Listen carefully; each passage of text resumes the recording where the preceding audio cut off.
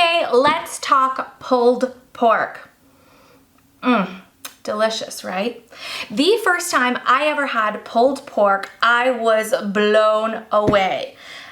I was very young. I was not experienced in the kitchen, so you can probably understand why.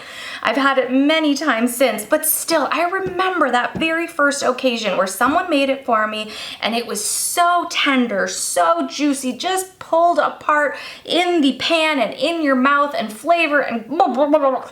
I could say so much about it. I just really remember that moment. I was so young. I had no idea that this existed in my world, and now I love making it.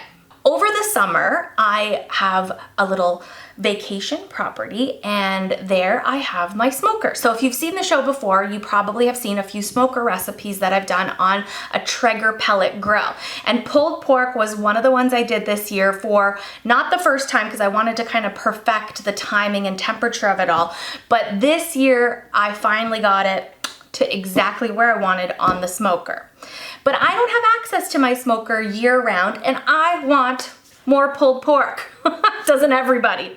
So I bought myself a new Dutch oven. I had one before, but it was time to color coordinate the Silly Kitchen brand with my kitchen utilities and things.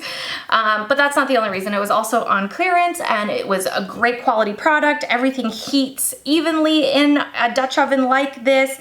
It is perfect for the stovetop or for in your oven. And I've already used it a bunch of times, so I know I like this method. And I know that it is fantastic for pulled pork.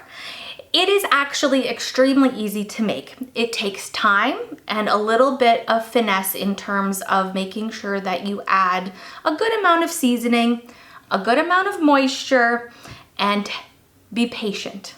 Not something I'm great at, but it is worth it when getting the most tender, juicy pulled pork you'll ever have.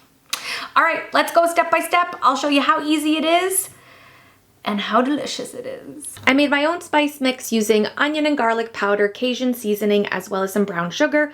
I've got this beautiful over 7-pound piece of pork shoulder that my butcher put together for me, and I'm gonna give it a good rub. Optional, keep that twine on there or take it off. I'm keeping it together to make sure it all gets in my Dutch oven. And again, optional, you may say not to do this, but I'm gonna give a little bit of my barbecue sauce on there, a little bit of water and apple cider vinegar in the bottom of the pan. Lid on, and then it goes into the oven.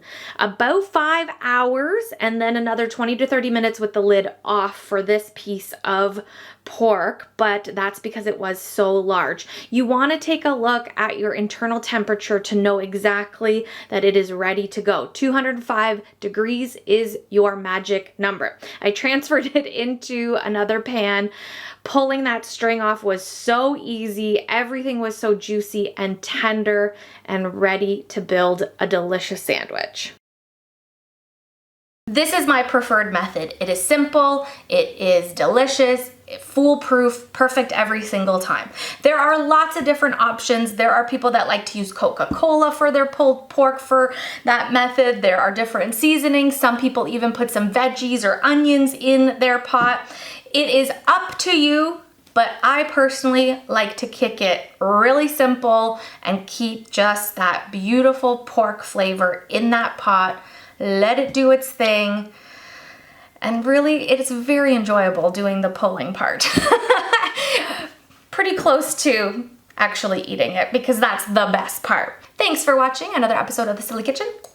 I hope to see you again soon.